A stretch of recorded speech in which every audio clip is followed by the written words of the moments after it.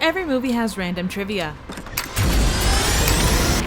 And here at Trivial Theater, I explore some of these movies and the random circumstances that make them the weird creations that we love. We're going absolutely radical, balls to the walls 90s action this week, complete with explosions!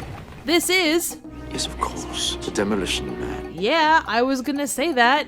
This is... They called him the Demolition Man. Really? Sheesh. This is Demolition Man. We start in modern times, which in this case is 1996. Sylvester Stallone plays John Spartan, your typical no-nonsense, get-her-done cop that will stop at nothing to get his man. Wesley Snipes, at his crazy best, plays Stallone's arch-nemesis Simon Phoenix, who comes with the best possible 90s fashion and a catchphrase that must have taken the writers ages to come up with.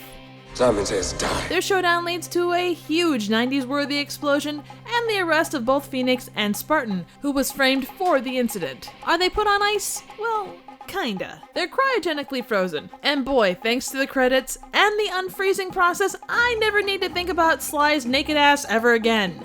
Not that I really ever thought of it before. 36 years pass and LA has become St. Angeles. The world is a peaceful utopia, but it has a massive stick up its ass. The rigidity shown is almost painful. People speak very formally. I just cannot get over the reality of this office, Lenina Huxley. There's a distinct lack of emotion, and the most popular songs are product jingles.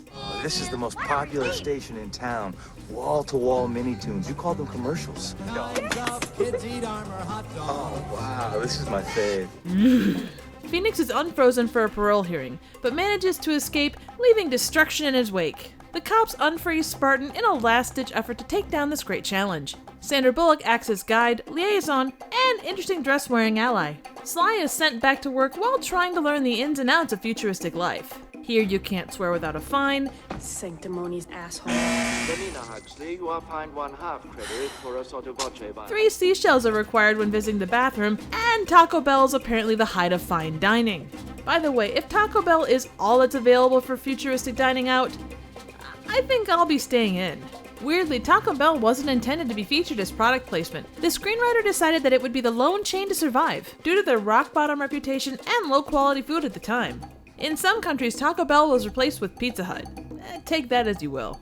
We learn that the creator of this tranquil paradise has subliminally trained Phoenix to kill the leader of an underground society that doesn't believe in his tightly controlled reality. More criminals are defrosted, car chases crank your adrenaline to 11, and in the end, there are a bunch of explosions. So, first off, this utopia feels as dystopian as anything you'd see in Children of Men, Terminator, or Judge Dredd. And on that note, the whole movie gave me Judge Dredd vibes. I actually had to double check to make sure it came out 2 years after Demolition Man. You've got Stallone in a lead role, and Rob Schneider playing a smartass supporting role, a feisty, determined female cop, a future society that's more than a little off, and overarching commentary on law enforcement. Like most things, there are some interesting fan theories on Reddit. It's well worth a Google if the subject interests you. Demolition Man is the epitome of 90s action, which means it's got big action and bigger personalities. It's a sugar rush that makes you want to say something super quippy after shooting a gun while flying through the air away from an explosion. Unfortunately, it's also something you're likely to just end up filing away under general action movie tropes. Now, having said this, that's just what I've seen as the nature of the genre. Not everything can be the original Die Hard.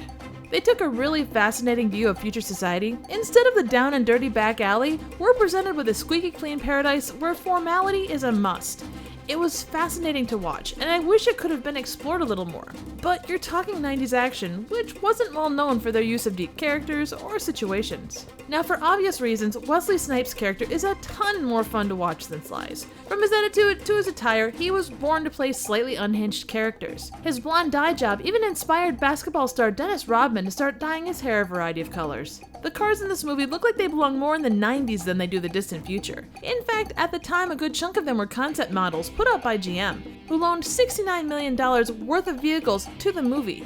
This movie does have some of the worst future fashion. Socks and sandals, anyone? But also some of the best lines.